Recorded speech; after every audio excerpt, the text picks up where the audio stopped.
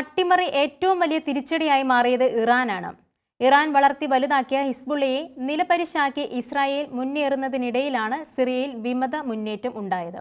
ഏറ്റവും പ്രധാനപ്പെട്ട പങ്കാളിയായിരുന്ന സിറിയയുടെ തകർച്ച ഇറാൻ കനത്ത ആഘാതമാണ് ഏൽപ്പിച്ചിരിക്കുന്നത്. ആഭ്യന്തര പ്രശ്നങ്ങൾ ഏറെ രൂക്ഷമായിരിക്കുന്ന ഇറാനിൽ ഇത് ഭരണമാറ്റത്തിന് പോലും തുടക്കം കുറിക്കുമോ എന്നാണ് പലരും ഉറ്റുനോക്കുന്നത്. മധ്യപൂർവേഷ്യയിലെ ഏറ്റവും വലിയ ശക്തിയായി മാറാനാണ് എക്കാലത്തും ഇറാൻ ഭരണകൂടം ശ്രമിച്ചിരുന്നത്. ഇതിന് വിലങ്ങുതടിയാകാൻ സാധ്യതയുള്ള ഇസ്രായേലിനെ തകർക്കാനായി അവർ ചെയ്തത് ഹിസ്ബുള്ളയെയും ഹമാസിനെയും പോലെയുള്ള തീവ്രവാദി സംഘടനകൾക്ക് പണവും ആയുധവും പരിശീലനമാക്കി നൽകി രംഗത്തിറക്കുക എന്നതായിരുന്നു. സിറിയയിലെ ഭരണാധികാരിയായിരുന്ന ബാഷർ അൽ അസദിന് എക്കാലത്തും തുണയായിരുന്നത് റഷ്യൻ ഭരണകൂടവും ഇറാൻ വളർത്തിയ ഭീകര സംഘടനകളുമായിരുന്നു. 2011 അറബ് വസന്തത്തിന് ശേഷം രാജ്യത്ത് ആഭ്യന്തര കലാപം ഉണ്ടായ സമയത്തും അസദിന് രക്ഷകരായിരുന്നത് ഇവർ തന്നെയായിരുന്നു.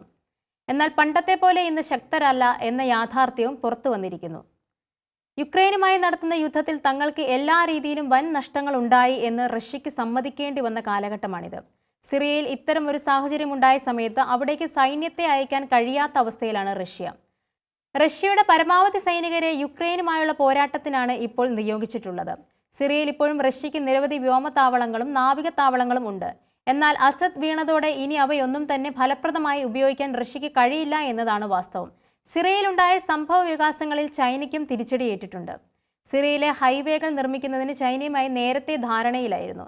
സിറിയയിലെ ഏറ്റവും വലിയ സ്ഥാപനങ്ങളിൽ ഒന്നായ നാഷണൽ ഓയിൽ കമ്പനിയുടെ പ്രധാന പങ്കാളി കൂടിയാണ് ചൈന. അസദ് ജീവൻ രക്ഷിക്കുന്നതിനായി ഇപ്പോൾ റഷ്യയിൽ അഭയം പ്രാപിച്ചിരിക്കുന്നതായിട്ടാണ്. ഈ സംഭവം ഇറാനിലെ മതഭരണകൂടത്തെയും ഭീതിയിലാഴ്ത്തിയെന്നാണ് കരുതപ്പെടുന്നത്. തങ്ങളുടെ ദിവസങ്ങളും എണ്ണപ്പെട്ട് കഴിഞ്ഞു എന്ന് ഇറാനിലെ പരമോന്നത നേതാവായ അയത്തുള്ള അലി ഖമേനി ഉൾപ്പെടെയുള്ള നേതാക്കൾ ഭയപ്പെട്ടു തുടങ്ങിയതായി സൂചനയുണ്ട്. സിറിയയിലെ അസദിനെ പോലെ അതിശക്തനായ നേതാവിനെ ഒരു ജനമുന്നേറ്റത്തിലൂടെ തെറിപ്പിക്കാൻ കഴിയുമെങ്കിൽ നാളെ ഇറാനിൽ എല്ലാ മാനുഷിക പരിഗണനകളും ലംഘിച്ചുകൊണ്ട് 1975 മുതൽ ഭരണം നടത്തുന്ന മതഭരണകൂടത്തിന് എതിരെയും ജനങ്ങൾ രംഗത്തിറങ്ങിയാൽ അത് തടഞ്ഞു നിർത്താൻ ഇപ്പോൾ തകർന്ന് തരിപ്പണമായിരിക്കുന്ന ഇറാനിലെ ഭരണകൂടത്തിന് കഴിയില്ല എന്നത് ഉറപ്പാണ്.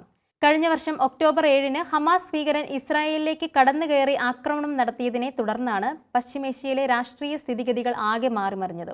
എന്നാൽ ഇറാന്റെ സഹായികളായ ഹമാസിനെയും ഹിസ്ബുള്ളയെയും തകർത്ത് തരിപ്പണമാക്കാൻ ഇസ്രായേലിന് കഴിഞ്ഞത് ഇറാന് വലിയ തിരിച്ചടിയായി മാറുകയാണ്. സിറിയയിൽ വിമതർ ശക്തമായി ആഞ്ഞടിക്കാൻ തുടങ്ങിയപ്പോൾ ഹിസ്ബുള്ള ഉൾപ്പെടെ ഇറാന്റെ സഹായികൾക്കൊന്നും സിറിയൻ പ്രസിഡന്റ് അസദിനെ രക്ഷിക്കാൻ കഴിഞ്ഞില്ല എന്നതാണ് സത്യം. പിന്നീട് ഇറാൻ ചെയ്തത് അസദിനെ സഹായിക്കുന്നതിന് പകരം തങ്ങളുടെ എംബസി ജീവനക്കാരെ പെട്ടെന്ന് രാജ്യത്തേക്ക് തിരിച്ചു കൊണ്ടുവന്നതായിരുന്നു. ഇറാൻ സിറിയ വഴി ഹിസ്ബുള്ളയ്ക്ക് ആയുധങ്ങൾ എത്തിക്കുന്നതും ഇതോടെ അവസാനിക്കുകയാണ്.